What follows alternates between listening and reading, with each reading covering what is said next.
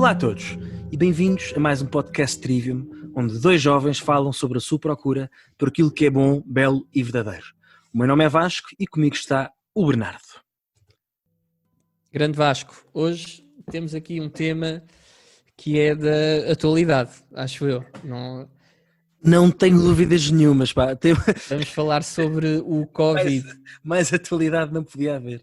Mas as pessoas que estão a ouvir, por favor, não desliguem já, porque nós vamos tentar trazer aqui algum valor acrescentado, como se diz na nossa linguagem empresarial.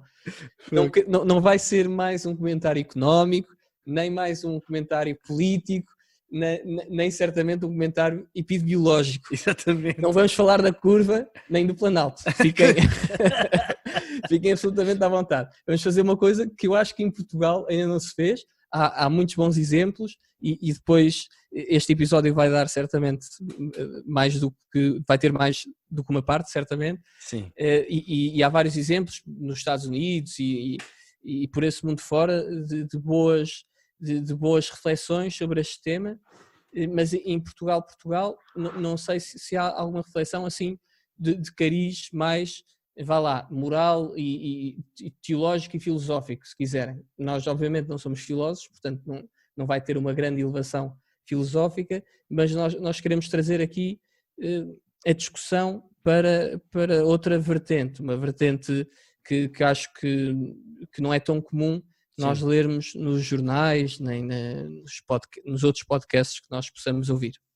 E também, permite-me, Bernardo, também já agora dizer, obviamente para além da vertente moral, também, pelo menos da minha parte, nós também temos aqui os dois coisas para dizer, o que obviamente também vai tornar isto mais divertido, mas também trazer também aqui uma visão paradigmática, um bocado longe se quiseres, da visão apocalíptica de que os médias não nos param de transmitir, quer dizer, também de alguma serenidade e também de saber olhar para as coisas, ter um olhar frio mais ou menos, mas pragmático e de saber também acatar com as coisas, não é? Porque acho que muitas vezes também, quer dizer, é tudo um drama e uma tristeza e, quer dizer, haja lugar para a esperança também no meio disto tudo. Claro que sim. Claro que mas sim. agora, só de começar, já atingimos o pico ou não, Bernardo? Qual é a tua opinião? Eu acho que é mais ou menos claro que estamos numa... Não vamos entrar nessa discussão. Não, deixa estar.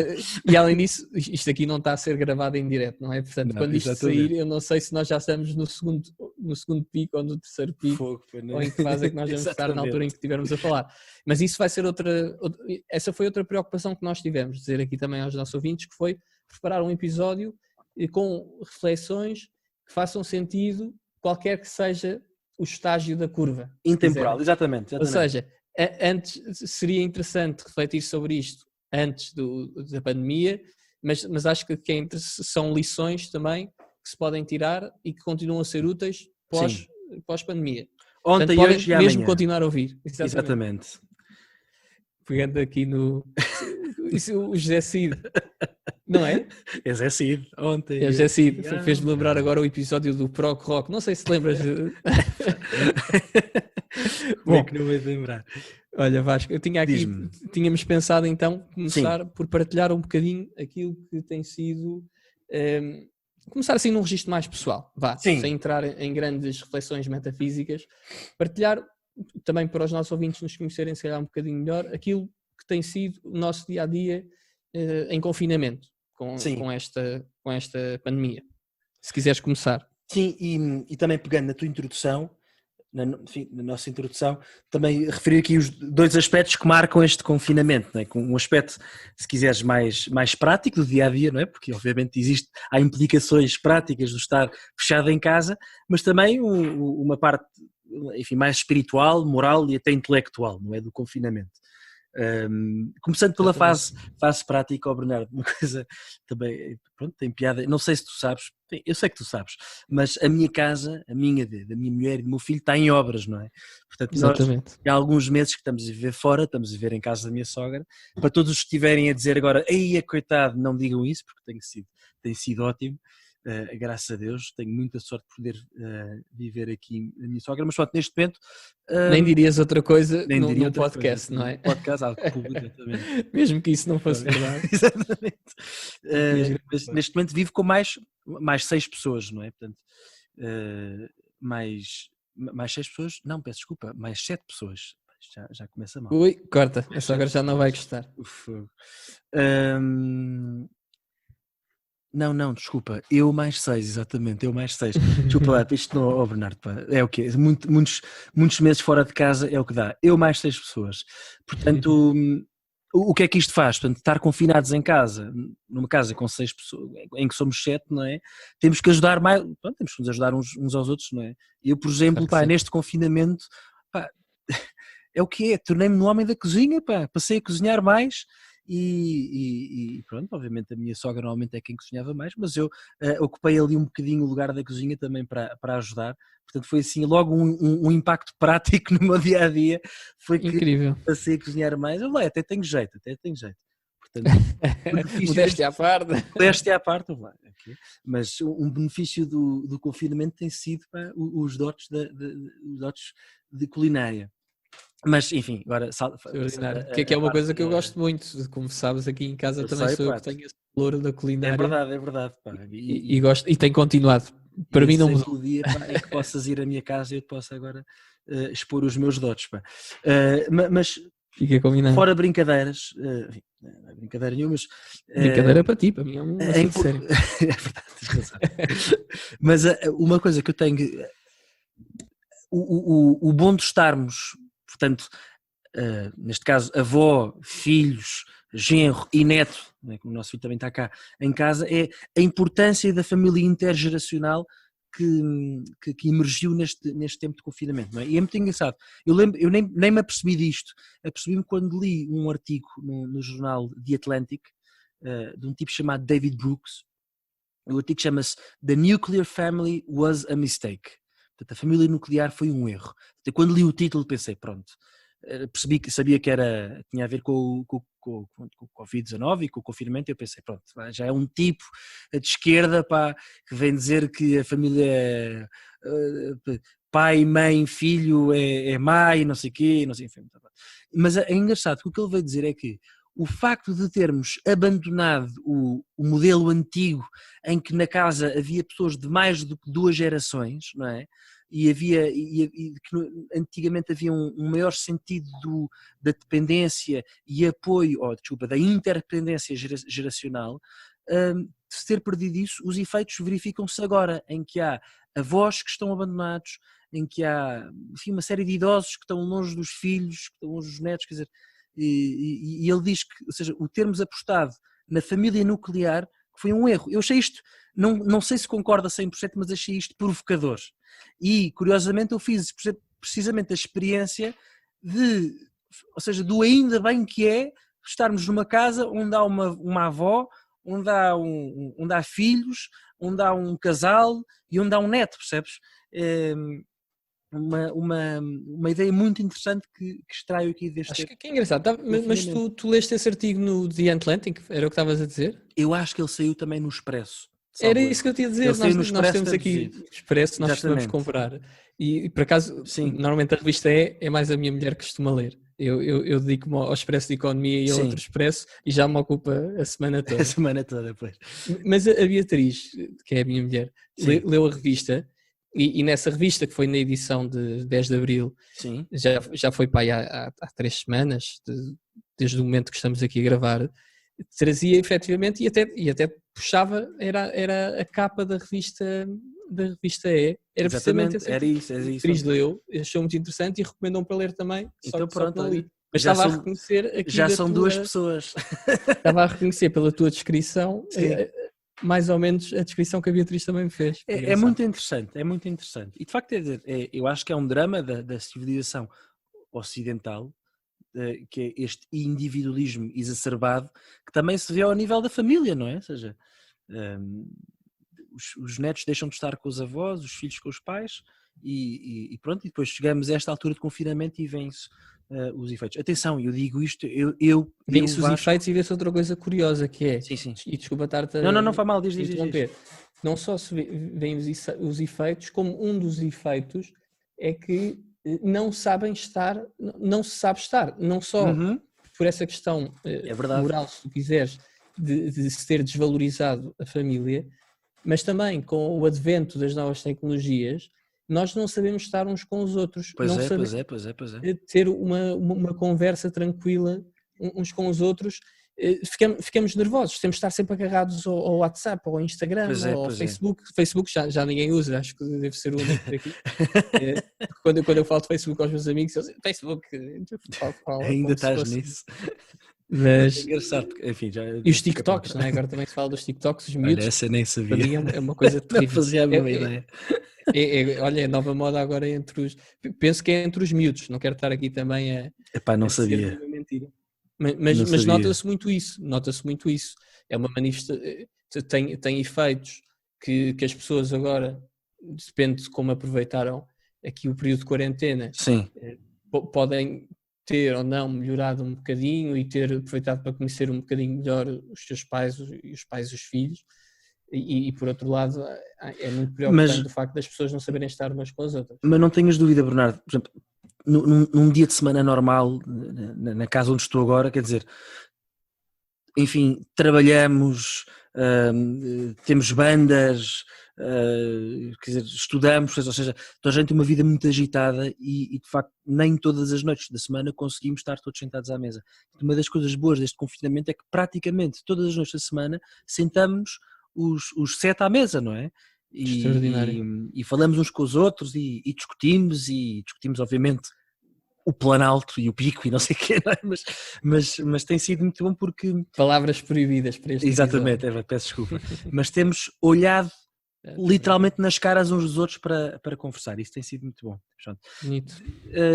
Pronto, há aqui também um tema, tu e eu trabalhamos, não é? Temos estado a trabalhar a partir de casa e não posso deixar de dizer que é um bocado estranho o estar o dia inteiro com pessoas do outro lado do monitor e não ver as pessoas, aí sim, não ver as pessoas cara a cara ao trabalho é um bocado estranho.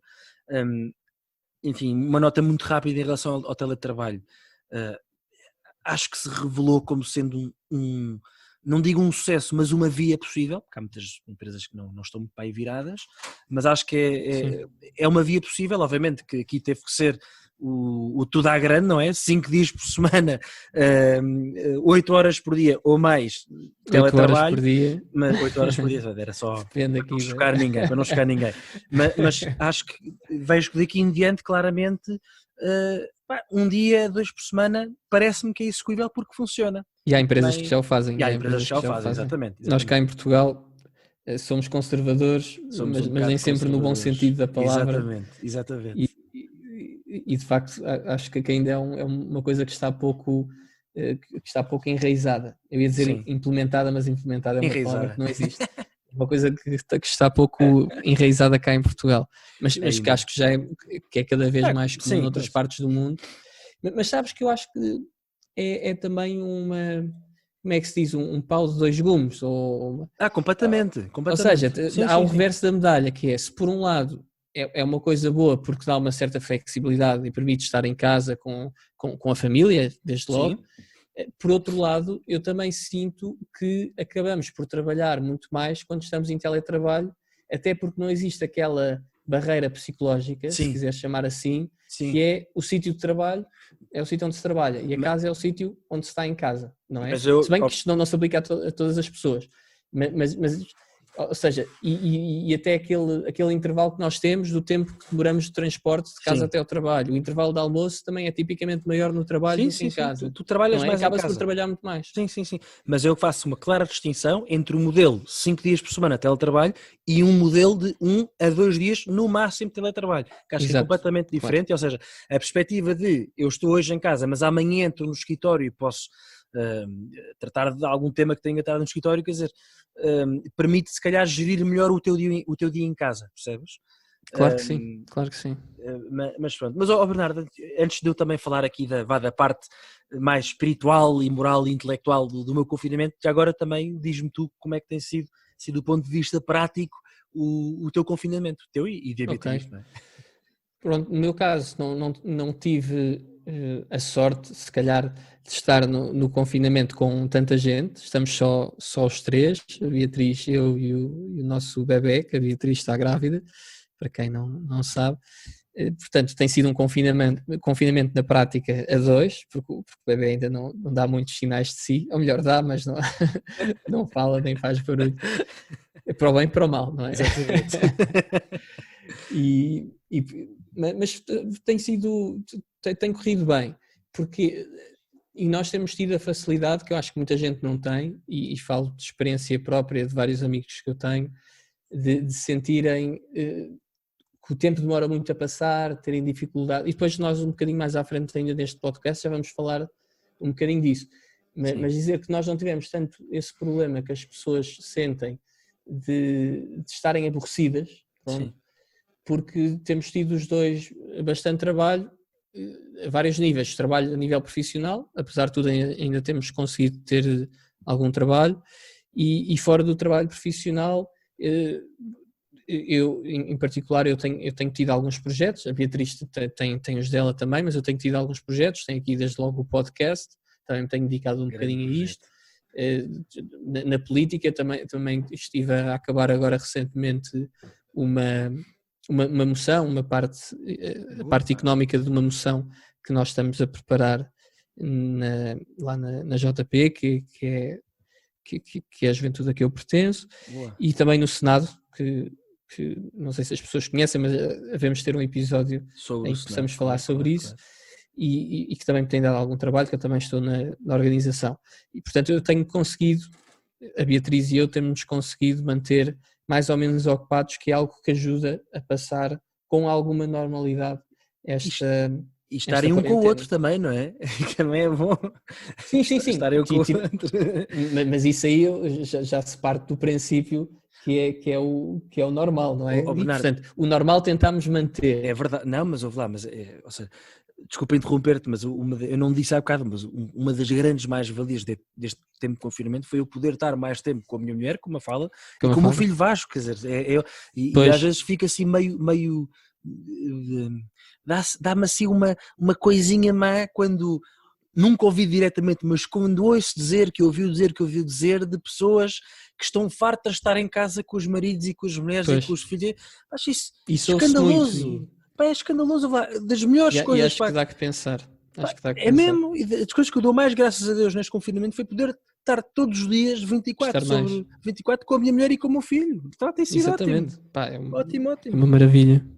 Desculpa, interrompi-te. Não interrompeste, eu já tinha acabado. Queria só passar então agora para a fase espiritual. Como é que nós temos vivido a espiritualidade aqui no confinamento, se calhar? Sim, olha, para nós católicos, não é? Quer dizer, não podemos desligar o facto do confinamento ter surgido em plena quaresma, sabe? Pá, na terceira semana da quaresma, acho eu. Portanto, quer dizer, foi desde logo... Enfim, fizemos uma boa parte da quaresma em confinamento, exatamente. É verdade. E obviamente mesmo para aqueles que não serão cristãos, sabem que para um católico o tempo da quaresma, pronto, é um tempo de maior exigência, é um tempo de purificação, não é? Em que abdicamos de muitas coisas, porque à semelhança, não é, de Jesus que teve 40 dias no deserto sem comer, nós também passamos 40 dias em que abdicamos de uma série de coisas, de prazeres, podemos dizer assim, para purificarmos e para vivermos melhor aquilo que é aquilo que é o centro da nossa fé, ao sofrimento, e aquilo que é o centro da nossa fé, que é a morte e a ressurreição, a paixão, morte e a ressurreição de Jesus. Morte e ressurreição. Que se vive. Só recordar que a Sexta-feira Santa é feriado por causa da morte de Jesus, convence-me a relembrar. Mas pronto, dito isto, ou seja, da parte espiritual, quer dizer,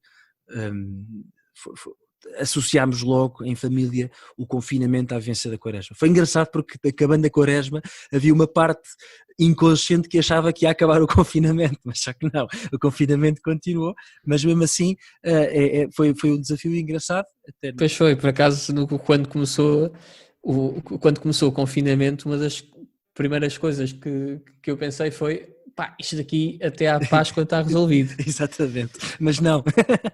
Mas é engraçado porque mesmo, ou seja, mesmo pronto, aquilo que é a dor e o sacrifício típicos da Quaresma, o confinamento ajudou a viver, mas também foi engraçado aprender a viver o confinamento na alegria da Páscoa, não é? Nós hoje, né, estamos a gravar o podcast ainda em tempo da Páscoa, portanto tem sido muito bom também dar graças a Deus por todas as coisas boas que temos e, quer dizer, tem sido muito bom. Portanto, mas desta fase espiritual tem sido muito isso. Obviamente também há certamente já visto um cartoon muito engraçado em que está o diabo e Jesus, não é? E o diabo vira-se para Jesus e diz: já viste, engraçado. Consegui fechar as igrejas todas. E Jesus diz: e eu abri uma em cada casa, não é? Portanto, também tem sido bom assistirmos todos em família à missa, rezarmos em conjunto, nós rezamos o terço, não é? Somos aí muito portugueses, uma fé uma versão muito bem portuguesa. E agora estamos em maio, não é? A gravar. E agora estamos em maio, exatamente, é o mês de Nossa Senhora, portanto, juntamos para rezar, juntamos para ir à missa, portanto, tem sido de facto muito bom, portanto, obviamente, quer dizer, não ir à missa para um católico é uma dor enorme, custa imenso, mas vivemos confiantes de que o dia está próximo. Pronto. Muito bem. Diz-me tu, espiritualmente, Bernardo, como é que tens vivido este confinamento? Muito bem. Relativamente à questão específica da missa, eu acho que nós depois, no próximo episódio, vamos ter, ou no outro, não sei quantos episódios é que este tema vai ter, depois vamos ter uma parte especificamente e é bom porque até é mais polémico, houve muita polémica também. Exatamente. Não queremos para não estar aqui também, exatamente, não queremos desperdiçar essa oportunidade de falar sobre esse tema, que acho que pode ser importante partilharmos aqui as nossas reflexões. Mas sem entrar especificamente nisso, dizer que nós procuramos manter um bocadinho aquilo que eram os nossos hábitos, de ir à missa diariamente, no nosso caso, e também de ter algum momento de oração durante o dia e de rezar o terço, naturalmente, uma tradição bem portuguesa e bem católica, de resto. Sim. E acho que é perfeitamente possível manter essa presença de Deus mesmo nestas condições. Ou seja, penso que é importante não olharmos para o confinamento como uma desculpa, ainda que inconsciente, para nos afastarmos ou para termos uma vida interior menos rica. Sim. E dedicarmos apenas aos podcasts e aos YouTubes e ao ócio, se quiseres, e assim já vamos falar um bocadinho mais sobre essa parte especificamente. E ao Netflix.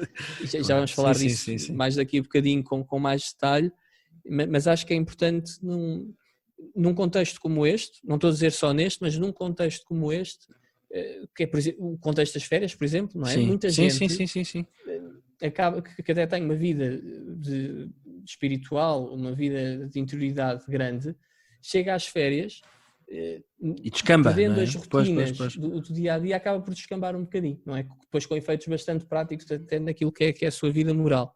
E todos nós temos casos, nós próprios e de amigos que conhecemos, em que isso acontece. E aqui no Covid acho que se aplica esse raciocínio também. Não podemos baixar a guarda quando mudamos de rotina. Não faz nenhum sentido. Sim, Bernardo, também. Se é o centro da nossa vida, é o centro da nossa vida de férias. Exatamente. É sempre. E aqui eu não sou santo nenhum, não é? Não vou mentir, não foi nada fácil readaptar-me, ou melhor, readaptar a nossa rotina aqui ao confinamento. Demorou alguns dias, até algumas semanas, até a coisa ir mesmo ao sítio, porque quer dizer, é físico, não é? E a vida, às vezes as pessoas acham que a vida espiritual tem implicações só espirituais, mas não, também tem implicações físicas no nosso corpo, na forma como estamos, como descansamos, como tudo, enfim. Mas é verdade, ou seja, há aqui, no nosso caso, foi preciso a criatividade de nos adaptarmos e de manter as rotinas nesta nova situação, e é importantíssimo. É um elemento importante de criatividade. Sim. Exatamente. Que não é fácil, como tu dizias, não é fácil, mas lá está. Mas é possível, não tinha piada nenhuma. E agora, pegando nas rotinas, passava aqui para a última parte deste episódio de hoje, ou desta parte do episódio sobre o Covid e o confinamento, que é que lições é que nós podemos tirar desta experiência. Sim. Não sei se queres começar tu, se começo eu, como preferires.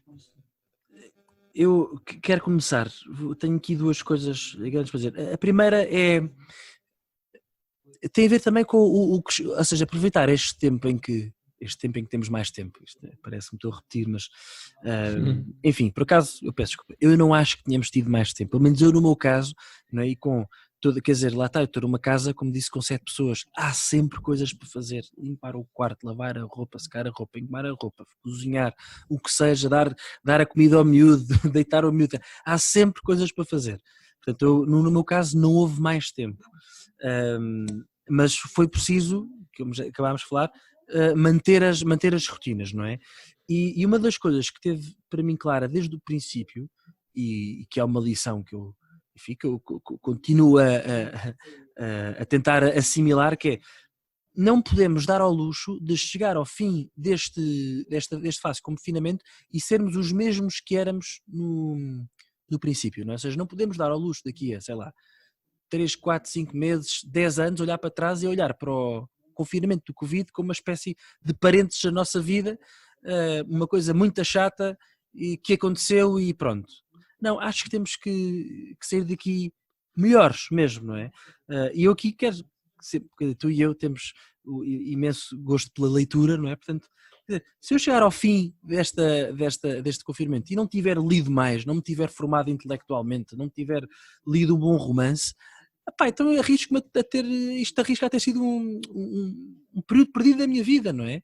Portanto, acho que aqui uma das primeiras coisas é querer crescer, e por acaso tenho aqui uma frase muito, muito engraçada de um livro que li, que é uma frase dita por um monge, que é São Hugo Lincoln, portanto um monge medieval, e ele dizia em relação aos livros, ele dizia: os livros são o nosso deleite e riqueza em tempos de paz, as nossas armas ofensivas e defensivas em tempos de guerra, a nossa comida quando temos fome e o nosso remédio quando estamos doentes. Portanto, quer dizer, se não pegarmos num livro neste tempo de confinamento, eu acho que de facto arriscamos a que tenha sido um tempo perdido. Portanto, uma das primeiras lições que eu tiro é que se vier um confinamento no futuro, próximo ou longínquo, eu sei que vai ter que ser uma altura em que eu tenho que me formar.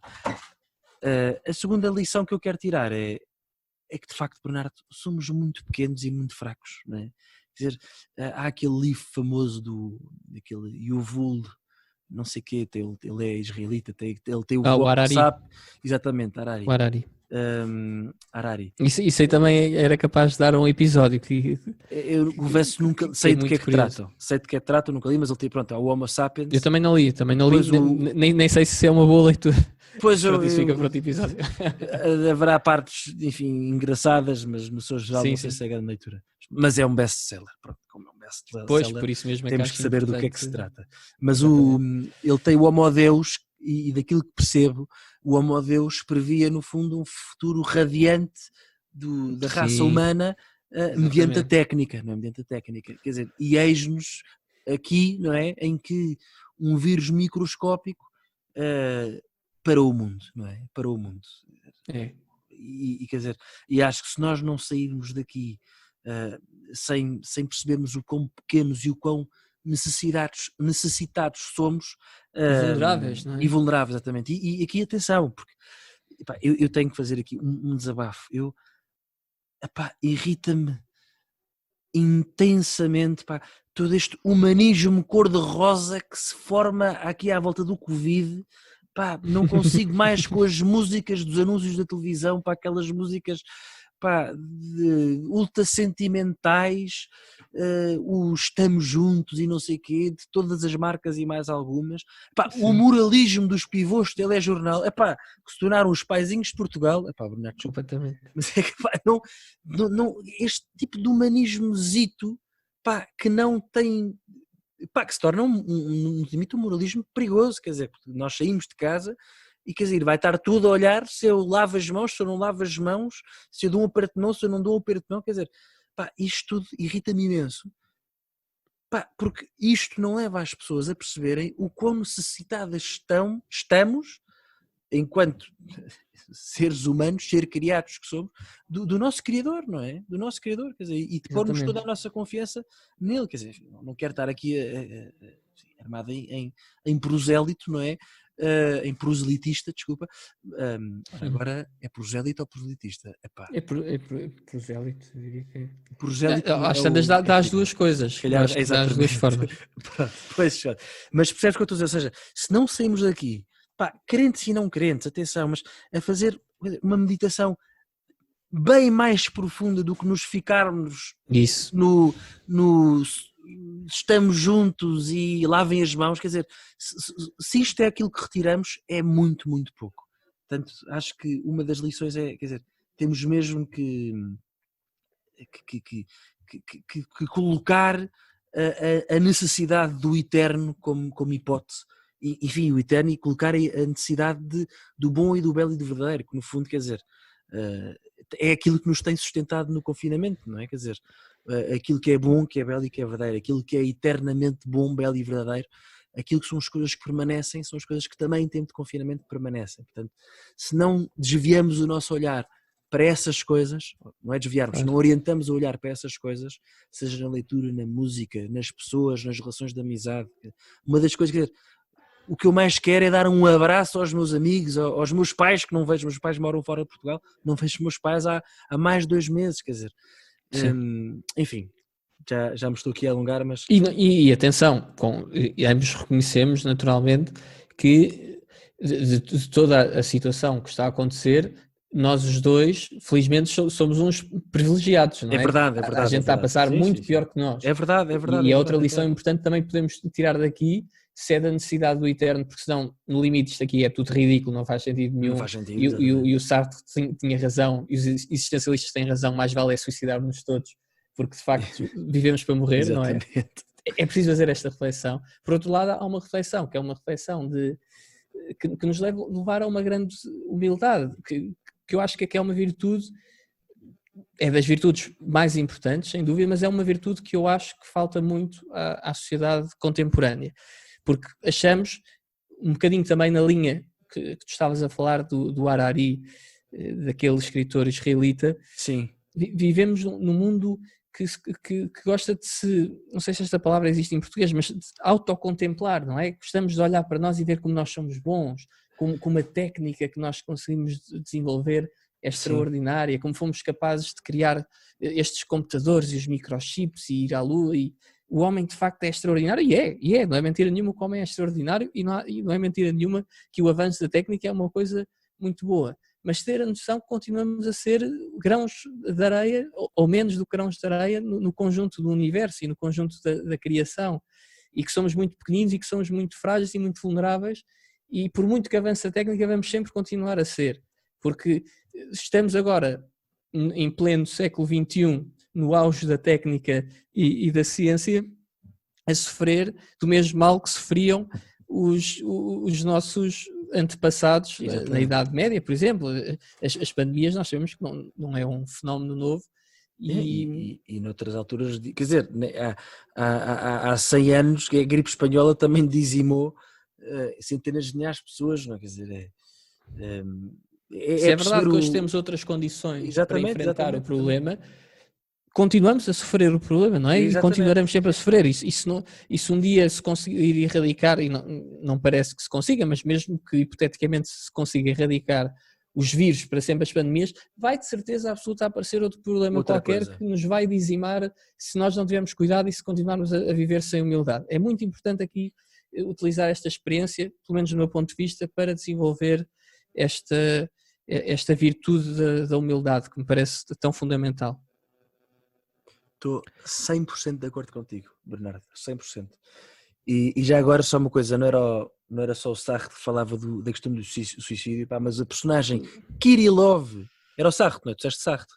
Sim. Os existencialistas. Ou seja, mas o Kirillov, pá, eu tive que ir aqui às minhas cábulas, pá, mas o Kirillov, que é a personagem dos demónios, pá, do Dostoiévski, do Romance dos Demónios, que eu também vou ter que apresentar aqui algum dia, também dizia que o suicídio era o maior ato da vontade humana. Isso foi uma moda, Os nihilistas, pá, É muito engraçado. É muito engraçado, não é nada engraçado, mas ou seja, lá está, quer dizer, se há pessoas a morrer com isto, quer dizer, se isto não faz sentido nenhum, é como tu dizes, mas vale morrermos todos, porque nada faz sentido. Mas creio que também é uma coisa que poderemos falar sobre também no próximo podcast, sobre a questão se Deus é bom ou não é, ou seja, se isto é ou não um castigo de Deus, é uma pergunta que faremos no próximo podcast, e se é um castigo de Deus, então como é que Deus é bom? Acho que também é um tema que podemos acho que é um tema bastante atual. Aliás, é um tema que é sempre atual, não é? E até ao fim dos tempos vai ser atual. E tem sempre coisas novas para dizer acerca desse tema. Mas agora, se calhar passando, não sei se queres dizer mais alguma coisa em relação a lições. Bernardo, eu, para além desta questão da humildade, eu se calhar queria pegar aqui numa questão também de natureza mais prática, se quiserem, que tem a ver com, se calhar não foi tanto o teu caso, Vasco, nem o meu, mas foi certamente aquilo que nós mais vimos nos jornais a ser relatado, e entre os nossos amigos, de certeza que temos dezenas de exemplos de pessoas que o que mais faziam era queixar-se da dificuldade que têm de viver este tempo. Vivem quase numa agonia constante, num aborrecimento constante durante este tempo. E eu queria pegar aqui talvez numa possível solução para viver melhor este tempo, que é, não sei se as pessoas já tinham feito esta reflexão, mas se nós repararmos, muitas vezes na nossa vida, tipicamente na passagem de ano, por exemplo, ou no início das férias, os propósitos, exatamente, gostamos de pôr propósitos ou resoluções, como se diz. Eu acho que isto aqui foi um bocado roubado aos ingleses, mas também se diz em português. As resoluções de ano novo, não é? Sim. Por um lado, todos temos esta necessidade de fazer resoluções, porque temos algo no nosso interior que é consciência, se calhar, que nos impele a querer ser melhores e a desenvolvermos, mas por outro lado, sabemos que temos todos uma consciência muito clara também que nunca cumprimos os propósitos que nos propomos. Porque é que isto acontece? Todos os anos dizemos, ou no verão, por exemplo, dizemos, este verão vou aproveitar para ler 20 livros, vou despachar aqui os livros que têm atrasado. Chega ao fim do verão, leu 5 páginas. É este ano que eu vou começar a fazer exercício. Faz exercício nas primeiras 2 semanas e depois acabou-se o exercício porque é cansativo e estou com muito trabalho este ano. Ou é este ano que vou começar o meu próprio podcast. Faz um episódio, 2 ou 5 e depois a coisa não avança. Nós vamos em frente, nós não paramos. Vamos ver se isto chega lá. Mas porquê é que isto acontece, não é? Porque é que, já alguma vez parámos para pensar porque é que nunca conseguimos cumprir os propósitos? Será que de facto somos todas pessoas extraordinariamente incapazes ocupadas? Sim, eventualmente somos, mas no que nós vamos sempre achar, nós temos sempre tendência para arranjar uma desculpa para não fazer aquilo que queremos fazer, não é? Já pensámos nisto. E eu acho que uma boa resposta a isto pode ser utilizar aqui uma estratégia de análise, que é fazer uma analogia utilizando o nosso tempo de trabalho e o nosso tempo de lazer. Uhum. Fora do Covid, o que é que acontece? Nos tempos normais, o que acontece por norma é que nós verificamos que enquanto estamos no trabalho somos pessoas extraordinariamente produtivas, fazemos relatórios complexíssimos, fazemos maratonas para entregar um documento que é preciso para um cliente, ou dependendo também depois na área que cada pessoa trabalha, conseguimos fazer imensa coisa no nosso dia de trabalho, acordamos cedo, deitamos à hora certa, não sei se é sempre assim para toda a gente, mas teoricamente isto acontece, mas chegamos ao nosso tempo de lazer e é zero produtivo, não fazemos nada de jeito e temos todos a consciência clara que não estamos a fazer nada de jeito, mas continuamos a fazê-lo. E Bernardo, desculpa interromper-te, mas muitas vezes o tempo de lazer é visto como o tempo de sobra. Não é? Ou seja, em vez de ser um tempo ao nível do trabalho e da família, o que seja, e do descanso, não é? É um tempo de sobra, portanto, como é um tempo de sobra, venha ócio e mande, não é? Exatamente. E eu acho que isto aqui vem tudo de um problema muito antigo, não é uma coisa que tenha sido inventada neste século, nem com a televisão, nem com o Facebook, que é a falta de ordem. Falta de ordem nas nossas vidas. não é o nosso tempo de lazer que é mais curto ou somos nós que somos demasiado ocupados. É que nós no nosso trabalho temos uma ordem, uma disciplina, um rigor que efetivamente acabamos por não ter no nosso tempo livre, em que muitas vezes é desperdiçado a acordar mais tarde, a deitar-nos mais tarde e a dedicar-nos essencialmente ao ócio em vez de fazermos coisas e projetos dos quais nos poderíamos orgulhar e que nos deixariam muito mais felizes. E eu acho que uma forma boa de resolver este problema é... Bernardo, Diz. desculpa lá, antes de apresentares a resolução, podes só explicar exatamente o que é que queres dizer com ordem? Que é uma palavra que, enfim, tu e eu estamos bastante habituados, mas o que é que tu queres dizer com ordem?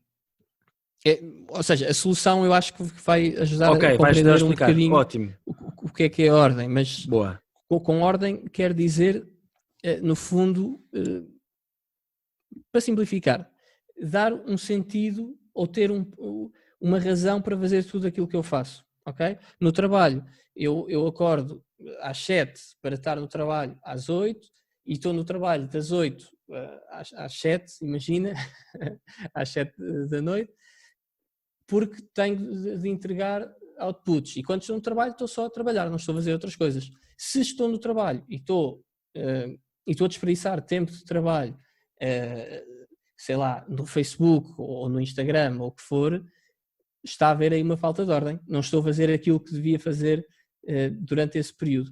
E com o nosso descanso deve acontecer exatamente a mesma coisa. Deve haver ordem também no descanso. É estranho, mas nós próprios temos essa consciência. Mesmo uma pessoa que não tem ordem no descanso, chega ao fim das férias e muitas vezes diz, estou mais cansado agora do que quando comecei as férias. Verdade ou mentira? É uma coisa que acontece, é um comentário que nós ouvimos com regularidade e que se calhar também já os fizemos. Porque nem sequer aproveitamos o nosso tempo de descanso para descansar. E pronto, isto aqui podíamos levar para outra discussão, que é o que é o descanso, não é? Descanso não é não fazer nada. Isso é ócio, isso é lá está, é falta de ordem. Descanso é fazer coisas diferentes daquilo que é o nosso trabalho e a nossa ocupação profissional. Exatamente. Isso é que é descanso, é aproveitarmos esse tempo para nos dedicarmos aos tais projetos pessoais que todos os anos propomos, de fazer mais exercício, de aprender a cozinhar, de escrever um livro ou de ler mais livros, etc. Isso é que é o descanso. Se não estamos a fazer isso no descanso é porque está a faltar alguma ordem, alguma disciplina na nossa vida. Sim. Não sei se queres completar aqui a explicação. E eu depois vou dar aqui como é que nós podemos então dar aqui um exemplo de como é que nós podemos ter mais ordem na nossa vida. Mas não sei se querias complementar com alguma coisa. Não, ouve lá, é também o giro da ordem, também, quer dizer, às vezes aparece também, poderá parecer às pessoas uma coisa muito rígida, mas o giro é que também, e falámos isto um pouco há bocado, é que é sempre suscetível de se ir adaptando às realidades, não é? Portanto, também torna um exercício giro para a pessoa, para a própria pessoa, de perceber, portanto, diante desta situação, seja as férias, seja o trabalho, seja o confinamento, seja o que for, como é que eu vou viver a ordem, mas como é que eu vou vivê-la, como é que eu vou garantir que ela existe, portanto, também muitas vezes a criatividade também enfim, também torna a coisa, enfim, se calhar divertida não é a palavra mais correta, mas torna-o seriamente divertido, não é?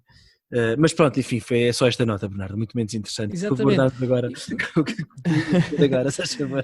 Não, mas eu acho que é muito curioso e vale a pena nós pensarmos sobre isto. É muito curioso o funcionamento do ser humano. Parece um paradoxo, mas se tu reparares, quando fazemos só aquilo que nos apetece, se nós passarmos toda a quarentena a fazer aquilo que nos apetece, e depois podemos falar noutro episódio sobre o que é o que nos apetece, mas aqui numa linguagem mais corriqueira, se nós passamos o tempo todo a fazer só o que nos apetece, ou seja, se deixamos que a nossa vontade se mova apenas pelos nossos apetites, muito mais rapidamente ficamos aborrecidos e fartos do que quando estamos a trabalhar, não é? Sim, é curioso, sim. Porque todos os anos nós trabalhamos 11 meses e descansamos um mês, pelo menos as pessoas que trabalham, as pessoas que estudam, eventualmente são 3 meses que descansam. Mas todos nós achamos que um mês é pouco. Todos nós chega ao fim das férias e gostávamos de ter mais um bocadinho de férias. Não o nego. Mas seria completamente impensável, e qualquer um de nós que faça uma análise íntima consegue concordar comigo, seria completamente impensável termos 11 meses de férias e um mês de trabalho. Ninguém aguentava. Era um Morríamos todos. desespero. Era um E desespero. se alguém acha que aguentava, Está enganado. que olhe para esta pandemia, para o Covid e as pessoas estarem todas malucas, estarem dentro de casa. Não é? Está tudo maluco porquê? Porque não está a trabalhar. Então, é estranho, parece assim um paradoxo. Então, eu não gosto de trabalhar, mas a trabalhar fico menos aborrecido quando não trabalho. Porquê é que isto acontece? Já pensámos nisto? E é outra vez esta questão da ordem. É falta de ordem na nossa vida. É o funcionamento do ser humano, é da nossa natureza. Nós precisamos ter ordem para funcionar. Mas temos uma tendência, aquilo que os filósofos já vêm da antiga Grécia, e depois São Tomás recupera isso também. Os filósofos chamavam os apetites, não é? Os apetites sensíveis. Se nós nos deixamos guiar apenas pelos apetites, nós temos estes apetites que puxam a nossa vontade, mas por outro lado temos o intelecto. E nós só conseguimos ser verdadeiramente felizes e virtuosos, e já estou aqui a fugir um bocadinho do tema, quando é o intelecto que manda na nossa vontade e não os apetites. Apesar a virtude da temperança. Exato, da temperança, no caso dos apetites concupiscíveis, dos irascíveis é fortaleza. Enfim, não interessa agora isso dá vários episódios giros. Só para abrir aqui um bocadinho o apetite. O apetite, neste caso, o bom apetite. Então, os apetites não são maus. O apetite temperado. E em conclusão, Bernardo? Bom, isto para dizer o quê? É da nossa natureza nós sentirmos infelizes e aborrecidos quando nos deixamos guiar por aquilo que são os nossos apetites, aquilo que nós tipicamente chamamos as vontades ou os desejos que nós temos. É da nossa natureza. É contraintuitivo, mas é da nossa natureza. E para resolver este problema, isto serve para o Covid, como eu disse, e serve para o nosso tempo de descanso ou para qualquer outra situação que seja comparável, temos de ter um horário. Temos um horário para o nosso trabalho, as pessoas que estudam têm um horário para as suas disciplinas e nós temos de ter um horário para o descanso também. O padre Paulo Ricardo fez uma análise muito interessante e depois vamos pôr na descrição deste vídeo. Bernardo, posso só fazer uma correção? Padre Paulo Ricardo. É brasileiro, é preciso. O padre Paulo Ricardo. Depois deixamos o link na descrição, mas faz uma análise interessante deste fenómeno que eu acabei aqui de descrever. E diz ele que, tal como os monges, nós temos de ter uma regra na nossa vida, não é? Aquela tal ordem que eu falava. E para isso o nosso dia tem de ter uma estrutura bem definida para que nós nos consigamos sentir então bem e realizados, como eu falava há pouco. E a sugestão do padre Paulo Ricardo, que eu aproveito para publicitar, passa por definir 3 períodos para o nosso dia. E definir significa mesmo definir, significa que eu vou ter estes 3 períodos e quando acaba o período definido para esta atividade, passo para outra atividade, tenha ou não acabado ou apeteça-me ficar mais ou menos. Tem de funcionar como o horário da escola. Uhum. E os 3 períodos que ele sugere são um período para trabalhar ou estudar, trabalhar e estudar naturalmente para as pessoas que neste momento estão a trabalhar através de teletrabalho, ou não, há pessoas que estão a trabalhar sem serem teletrabalho, mas estamos agora a falar das pessoas que estão em casa. Sim. Trabalhar e estudar para as pessoas que o fazem, mas também para quem está em descanso. Ou seja, quem está em descanso deve ter também um período dedicado todos os seus dias, ou pelo menos uma parte da semana, em que é dedicado ao estudo ou ao trabalho. E o estudo ou ao trabalho pode ser a lide doméstica, pode ser cozinhar, como tu falavas há bocado, mas pode ser também ler um livro, fazer um e-learning que nós temos há imenso tempo para fazer e não fazemos. Ter esse tempo. Depois ter um tempo de recreio. E o tempo de recreio aqui, o que é que significa? É o tal tempo do ócio. De facto, precisamos também de ter algum tempo em que paramos e não estamos a fazer nada de intelectual ou físico. Ócio ou de lazer? Lazer, sim, bom, ócio ordenado, sim. Okay. Um tempo de lazer, daquilo que o padre Paulo Ricardo chamou de recreio. E neste tempo de recreio é o tempo que temos para aproveitar para falar com os nossos amigos com os quais não estamos, ver ou com as pessoas que estão em casa connosco, sim. ver um bom filme, ler um bom livro recreativo também. Ou seja, é importante termos este período e tê-lo bem definido no nosso dia. E por fim, é preciso definirmos os tempos de oração na nossa semana, e eu diria até no nosso dia-a-dia. Todos os dias termos um tempo de oração definido. Porque todos nós católicos, naturalmente, temos a sensação e estamos certos que precisamos de rezar e que é importante termos tempo com Deus. E muitas vezes, contra mim falo, naturalmente, e muitas vezes deixamos isso para a última prioridade, não é? Sabemos e dizemos que Deus para nós é a nossa primeira prioridade, mas depois na prática o que acontece quando estamos muito ocupados é que Deus fica em último lugar, e muitas vezes chegamos ao fim do dia, fazemos o nosso exame de consciência e dizemos: olha, Senhor, peço desculpa, hoje não tive tempo para fazer oração. Não é verdade, não foi não termos tempo. Não quisemos ter tempo. Não quisemos ter tempo, não reservamos Exatamente. tempo. E é preciso pôr, tal como pomos tempo de recreio e pomos tempo de trabalho no nosso horário, pôr nem que seja 5 ou 10 minutos do nosso dia para rezar. Porque não 15, e rezamos o terço todos os dias, agora no mês de maio, ou fora do mês de maio, também funciona muito bem. Portanto, funciona, não é? Funciona bem. Funciona. É verdade. Mas então, procurar reservar tempo nos nossos dias para trabalho, estudo, recreio e oração. E é tão importante o tempo de oração, o tempo de estar com Deus. E depois o Padre Paulo Ricardo diz uma coisa que tem graça, mas que é muito séria, que é ter um horário também para dormir, não é? E o Padre Paulo Ricardo até faz uma coisa engraçada. Ele é padre, não é? Acompanha certamente dezenas, ou já acompanhou centenas de pessoas, se calhar, e portanto tem uma consciência muito melhor do que aquela que nós, leigos, provavelmente temos sobre aquilo que são as desordens na vida das pessoas. E o que o Padre Paulo Ricardo diz, e eu acho que é muito verdade, é que mais do que ter um despertador para acordar, que é importante naturalmente, ele acha que ainda faz mais falta ter um despertador para ir dormir. Olha, boa ideia. Boa ideia. Que uma das grandes faltas de ordem que as pessoas têm é na hora de se irem deitar. Na hora de ir para precisamente. Pois. E Vasco, e tu e eu, de certeza que nos acontece. Não somos mais virtuosos que as outras pessoas. O meu já está a tocar. mas Vasco, quantas vezes tu e eu não acordamos e dizemos: epá, caraças, é a partir de hoje que me vou começar a deitar mais cedo e a dormir 8 horas. Isso é a história da minha vida. É mentira, pá. É a história da minha vida. É a história das nossas vidas, pá. E é assim, se somos fracos e somos falíveis, não tem mal nenhum. É preciso queremos lutar, claro que sim. Em primeiro lugar, ter consciência que de facto temos estas limitações, e em segundo lugar, termos também uma grande força de vontade para conseguir enfrentar este problema, e por que não aceitar esta sugestão do Padre Paulo Ricardo e pôr um despertador também para a hora de ir dormir. Eu acho que é sério. Se nós queremos dormir 8 horas por dia, chegamos ali, nós sabemos a hora que temos de acordar, porque infelizmente tem mesmo de ser para ir para o trabalho.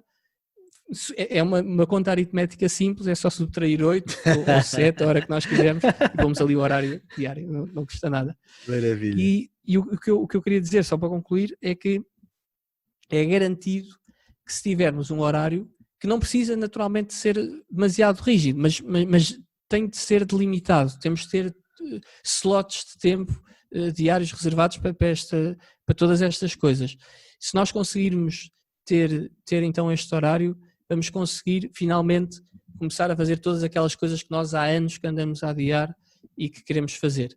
Isto não é só no confinamento, é também para o tempo de descanso, para o tempo de lazer. E para quando acabar o raio do confinamento, pá. Ou seja, não é... Se é que não acabou agora, quando nos estiverem a ouvir. Quem sabe. Muito bem. E acho que é isto, Vasco. Não sei, Bernardo, se tens mais alguma apontamento. Mais nada, espetacular. Achei muito engraçada a ideia do Padre Paulo Ricardo de falar em regra de vida, não é? Dos monges, não é? Para quem não sabe, os monges viviam de acordo com aquilo que é uma regra, no fundo que era assim. E vivem. Peço desculpa. E vivem de acordo com uma regra, que é no fundo um conjunto de normas que ajudam à vivência em comunidade, não é? A regra de São Bento, que eu já tive o prazer de a Constituição do exatamente. Fundo, é? Podemos falar da regra de mais Bento, secular. Sim. É muito engraçado de trazer isso para a nossa vida. Muito bem. Então, olha, isto foi... Olha não, Bernardo, muito obrigado por estes apontamentos finais que certamente nos vão ajudar muito a todos. Este foi mais um podcast Trivium. Não se esqueçam de colocar like e subscrever e partilhar o nosso podcast. Tem também os links para as nossas redes sociais na descrição do vídeo. Mas acima de tudo, que as vossas vidas sejam uma procura por aquilo que é bom, belo e verdadeiro. Com ordem. Até à próxima. Adeus, até à próxima.